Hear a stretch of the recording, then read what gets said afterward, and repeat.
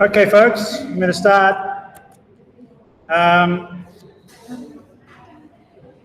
It's lecture 11, Critical Thinking and Social Sciences. Hello. Hi. So today, I'm trying to change my focus a bit, just rethinking the course as we go along, because we can, and try today to think about, instead of the university as a site of critical knowledge, to think about some other institutions in society, such as the prison or the museum. We could also think of the hospital. We could think of other institutions of society. The idea behind this comes from a French Marxist thinker called Louis Althusser. And Althusser has an idea of the ISA. ISA's ideological state apparatus. And by ideological state apparatus, he means the conventions in society of having certain institutions into which people go to learn to be people, or to be managed as people, to manage society. Right? It's not like a flat field or something high. Not like a flat social field. There are different shaped institutions that govern society, like the idea of education and school. And we talked a lot about that at university. That shapes your mind. But it's not the only ideological set of institutions. The idea of health, for example, is ideological in the sense that we want workers to be healthy so they can work. So the state provides a structure of hospitals and doctors' clinics and medical checks and so on, ambulances and all sorts of things that make up the health department. Another one is the law, the courts, and the prisons, the police, and all those regulations, right? So we have to think about these, because these institutions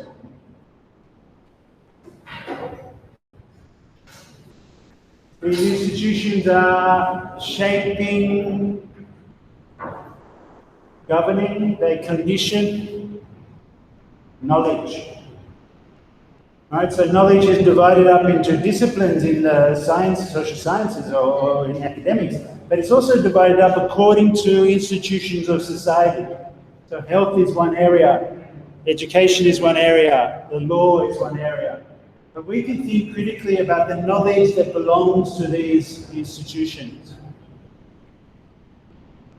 Culture is another area, although I'm not sure it's included always in ideological state apparatus, because the state doesn't have the only say about culture, but that can be a part of it.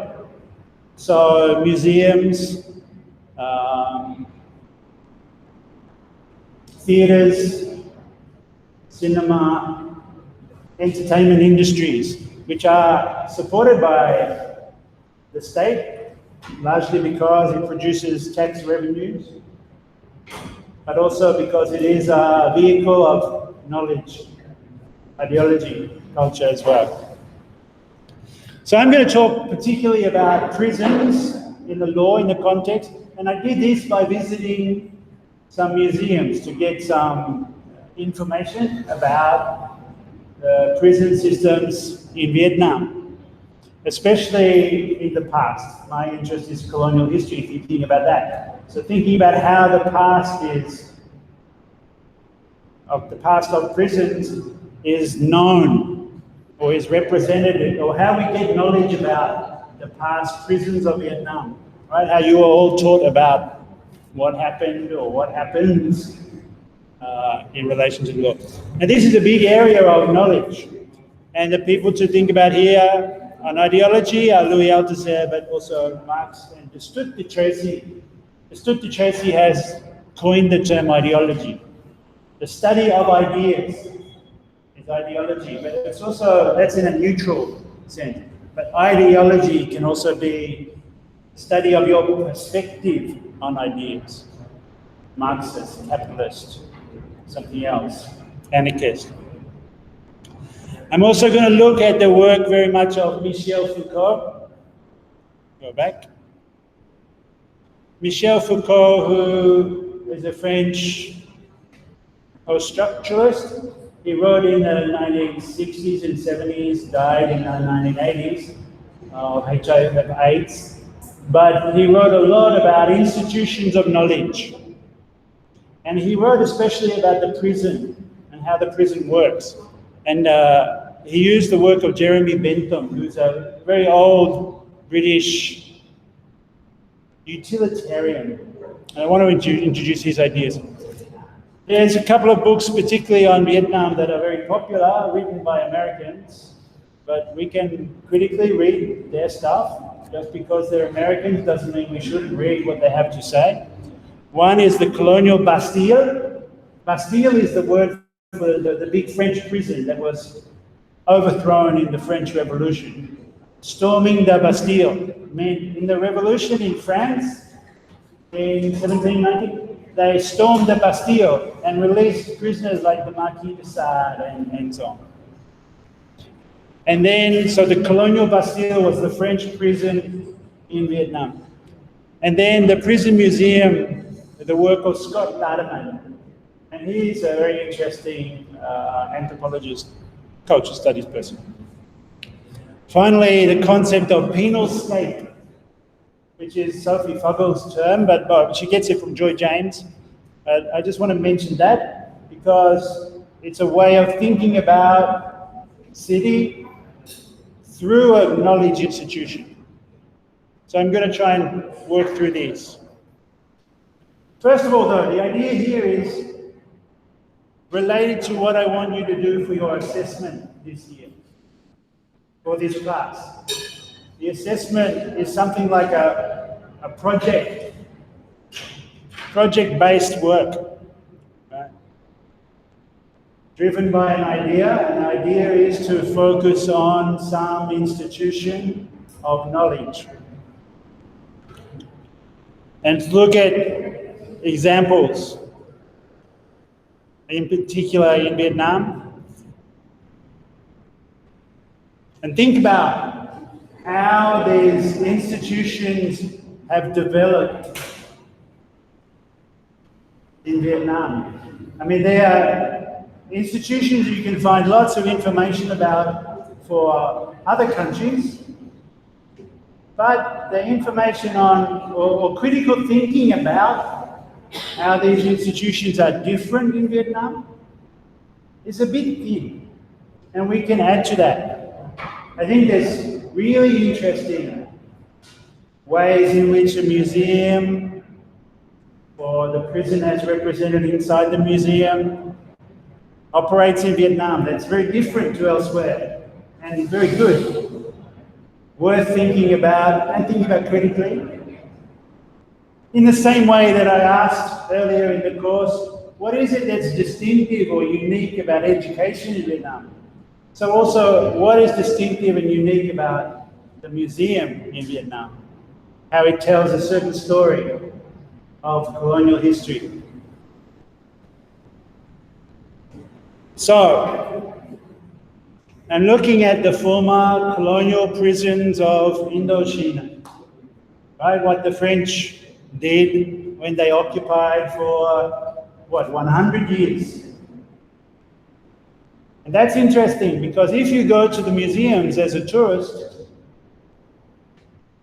War Remnants Museum, Museum of Southern Women, Tonduc Tan Museum, Ho Chi Minh Museum, it's almost like the focus is more on the American War and the 100 years of French colonialism and the war against France, it's there, but it's less significant. It's less visible. So this lecture will concentrate on prison museums in Ho Chi Minh City, but also consider some of the other French prisons, Condal, Phu Quoc, and try and recover some knowledge about that period, because you have to look for it when you enter the museums, but the museums are, well, here's a question. Do you think that the museums, who are they built for? Who is their audience? Now, of course, their audience is everyone and anyone they can get to come and visit. But I think looking at it, there's especially two distinct audiences. One is domestic, families that want to go and know about, learn about, or remember, even commemorate their family's contribution to the struggle against colonialism or against the American the war. So there's a lot of memorial aspect to some of the museums. And the other main one is the museums are designed for international tourists. And frankly, they're mostly designed to talk to American and Australian visitors who have come and are interested in the museum because of the war. And that's, I think, not the general interest of most Vietnamese. I mean, sure, everyone's interested, but it's not like you think about it every day. But think of some international tourists, not all, but some international tourists come to Vietnam just with a knowledge set that they know about the war and they want to see some of the evidence. And the museums know that and try to tell a slightly different story to them. Knowing what they think about the Vietnam War already, the Vietnam War, right, they call it, because of films like Rambo and Full Metal Jacket and so on. They have a certain idea of the war. And the museums then say, well, we call it the American War, and things are a little bit, look here, this about Agent Orange or about landmines or so on. The story's a little bit different than you've been told about, what it was really like in films like Apocalypse Now or something. But still in doing that, their focus is still on the American period, not the French colonial period. That's interesting. So, like for example, this, you can't see the picture very well, can you? This is a picture of the famous, and this is world famous, Central Prison, Maison Central, which was the French prison in Hanoi, right? But worldwide, this prison is known as the Hanoi Hilton. And it's a kind of joke.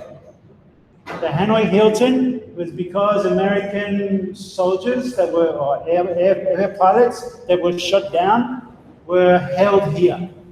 They were accommodated in the Hanoi Hilton, which is this quite grim condition prison. And many Americans go to visit this prison. Most of the prison actually is torn down. There's just this small part of it is left. The rest was turned into land for apartments.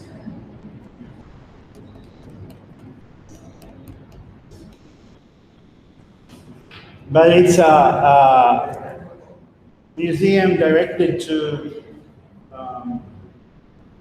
it's a French prison, but it's famous for what happened during the American War period when the American pilots, well actually after the end of the war, or just at the end of the war when the negotiations in Paris for the end of the war were going on, the Americans were very concerned to release the prisoners, the American prisoners that were in this prison, the pilots and so on.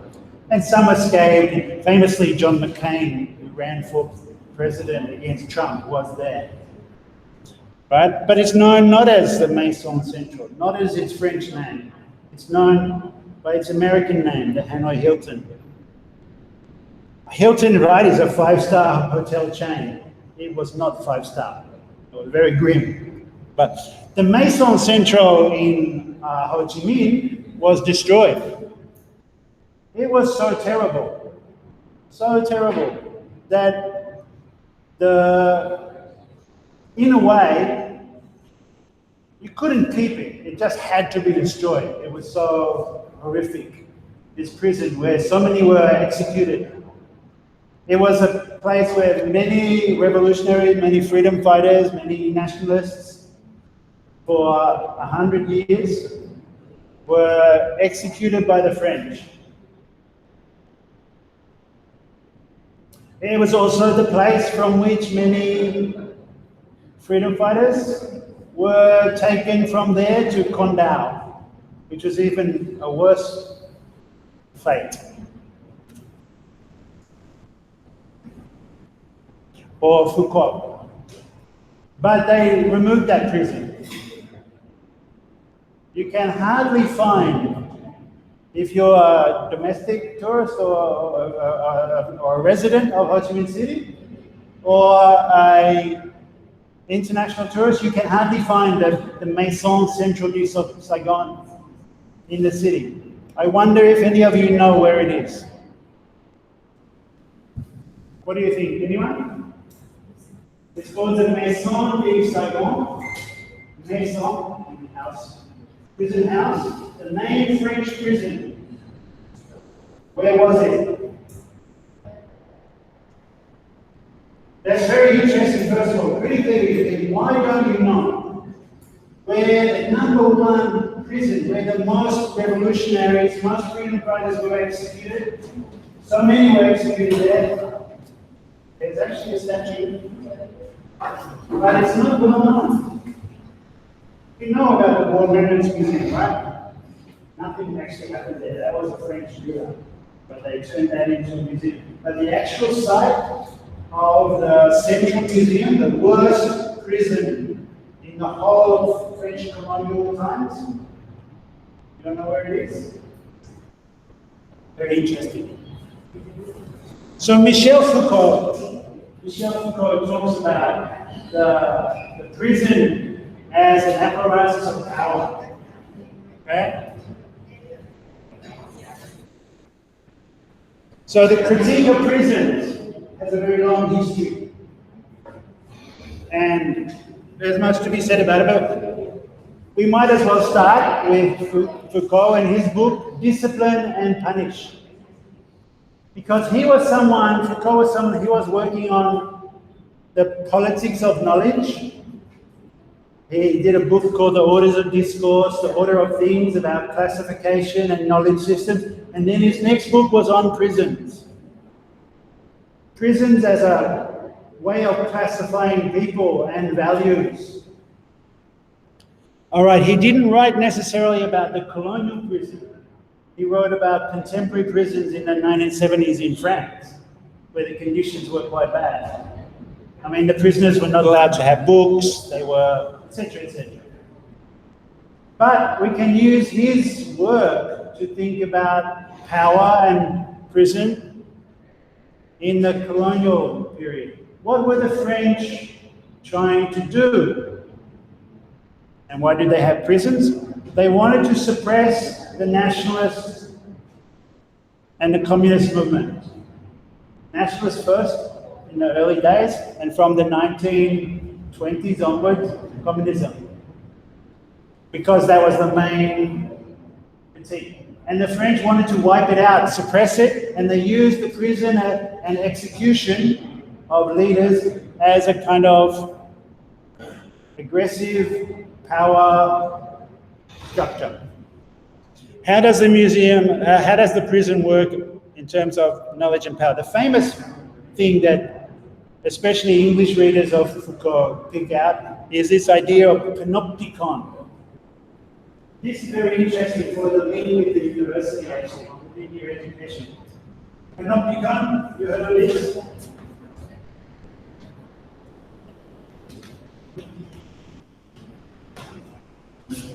The Panopticon is from the work of Jeremy Bentham. And he was a utilitarian working in the 1700s in France. He helped organize the first police force, or port police force in Britain, in London, the first organized police. But he also started to design prisons. Now, previously, there had been prisons, but they were mostly like a dungeon. Right? I want to lock you up, I take you, I throw you away, and I hold top the door, and get back in. But by the 17th century, English people were thinking, we don't want to just lock her up because she is such a criminal. We want to change the way she thinks. We want to re-educate her, discipline her, make her behave well. Right? At the same time as they were developing a theory of education, they were developing a new theory of re-education in the prison. And the design of it is very interesting. The Panopticon. So they built a prison in this style. I could explain this to you. Each of these is a cell for one prisoner. Right? So each floor is laid out like this. This is the plan. And what you have is the central observation post, and each cell has a window at the back and open bars on the front. Right in the back is a window, also with bars. What it means, pan optic. Optic means eye, pan means all seeing, panorama, right? So the eye from the center of the prison, if the police or the security is in the center, they are looking at all of the cells, and all of the cells can be seen from that one central post. And in fact, what they did was, so you have all of the cells around here, what they did is made some fences in here. So the prisoner in their little cell could be seen because their silhouette, you could watch what they were doing all the time. Their silhouette showed up against the window. But the prisoner could not see the security because the security had some mirrors or some walls, or there was no shadow, right? So they were kind of invisible. The prisoner was not sure if they were being watched. Maybe someone is watching, maybe not. That was a disciplining device. It's the principle of the security camera, right? We have a security camera in the corner of the lifts or whatever. Now, someone may be watching, or maybe not. Maybe recording, maybe not, but you know it's there, so you don't show what they have affection or do anything, right? Because that is a tool for good behavior. Make you feel like, somebody could be watching. Alright, it backfires sometimes, the camera is there, you do something to perform for the camera, whether it's on or off. But this is called the Panopticon. And it was a new style of prison. Instead of throwing everyone into a dungeon, they put everyone into a mental state where they would be always watched. Always watched. So this is very interesting, right? When we think about architecture, a very interesting use of space. Architectural design to have an ideological effect, to control people, to make them do what they should do, to behave well, to use. Okay, can you think of another example of that? An example that we have of architecture or design objects that will cause good behavior. Thinking about where you are sitting right now.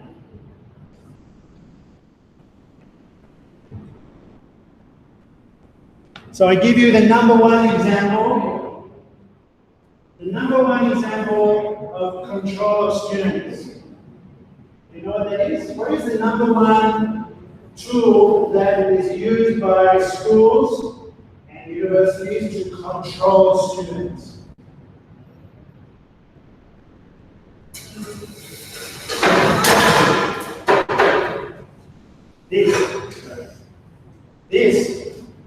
This is a control device.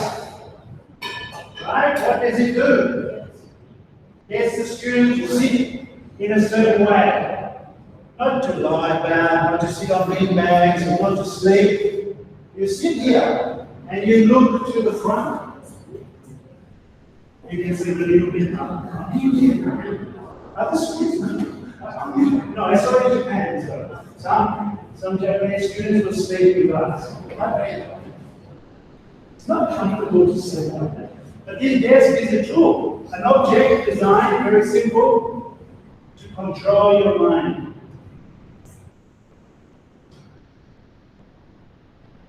So I think what we should do to the class, we should turn them all around, break them up.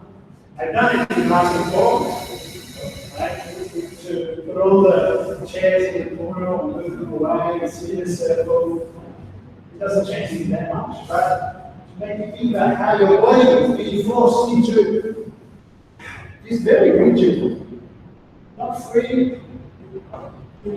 And you have to look at the books of the teacher. You have to look. Right. At least you don't have COVID barriers, so you can only look for your head stuck in a vice. Like it's not very simple, but think critically about objects. Think critically about architecture. Architecture is designed to control us. Why is this room this big? Because 35, 40 is considered the optimal number of people to teach at the same time. I think maybe you should understand, but so this is the idea of we're not going. And what's a bit scary is a very similar idea works for prison and for school. Because I'm standing at the front, I can see what you're all doing. It's like standing in the middle in the prison. I see you, I see you, right? The panoptic eye of power. We can point that out. We can show how that works. You can fight against it, but it puts you into a. You have to be furtive to resist. Right? If you want to do something, you have to do it down here. Hide it. You're not supposed to do that, so you put it there at night, right? What a shame that you have to do that. But that's reality. Right? But we are made to resist in small ways. We learn that it's a habit. And that itself is big. Of course, you must use the right body muscles, and the desk helps with that. Use your right hand, right, etc., etc. It's something like this. So all this comes from general Bentham and then Foucault and then thinking about that. Right, so how does it apply today? If you want to look more into this, the idea of the prison, there is a whole campaign around prison abolition. And especially it's strong in America, where the former slave people, black Americans, are still subject to pretty unequal society, where more than 1 million black men are imprisoned in the United States. That's a lot. And rates of imprisonment for blacks is way more than for whites. Even though whites do bigger crimes for business, banking. The person who campaigns on this is Angela Davis. She was one of the Black Panther Party.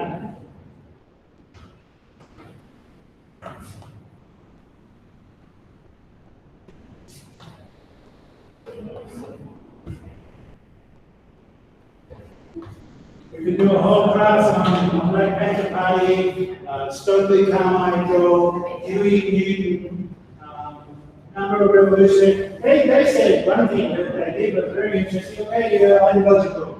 You say in America, we are the land of the free, and one of the things in America that makes you free is the right to bear arms. So we are black men, and here are our shotguns. And they did a press release just holding shotguns. And that scared everyone, terrified them. The idea of former slaves, black men with shotguns. Just a publicity photograph, but it really showed there's an inequality in America. So the prison abolition movement comes from out of that kind of politics. But it's also a very difficult idea. Like I wonder if I can ask you, do you think, okay, remembering that the French used prison as a way to control the freedom movement, the independence movement, the anti-colonial movement. You who are free because of that, do you think there should be prisons? Do you agree with the idea of having prisons still in Vietnam?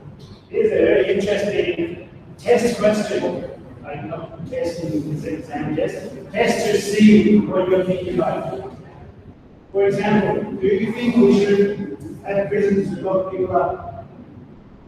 Do you think we have to have that?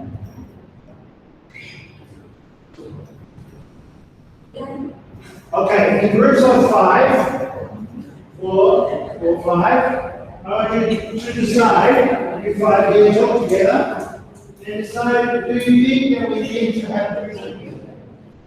And if we do have prisons, what are they for? If we don't have prisons, if we're not going to have prisons, how do we deal with people who break the law? Talk for me with each other.